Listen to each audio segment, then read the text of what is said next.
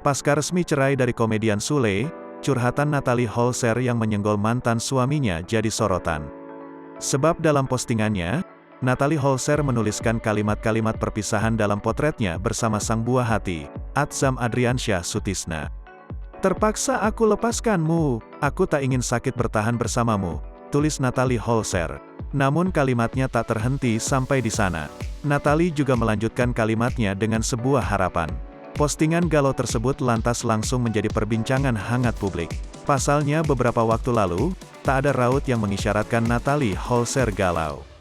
Lirik single terbarunya ya, komentar salah seorang netizen. "Nyenggol-nyenggol mulu bun, tambah yang lain. Katanya sudah move on," sahut lainnya. Diketahui belum lama, Natalie Holzer memang mengaku sudah move on dari Sule. "Move on, jalan ke depan, ngeliat ke depan sekarang udah gak mau lagi lihat kesedihan," ujar mantan ibu sambung Rizky Febian. Di lain kesempatan, Natalie Holzer terang-terangan mengatakan dirinya lega akhirnya bisa lepas dari Sule.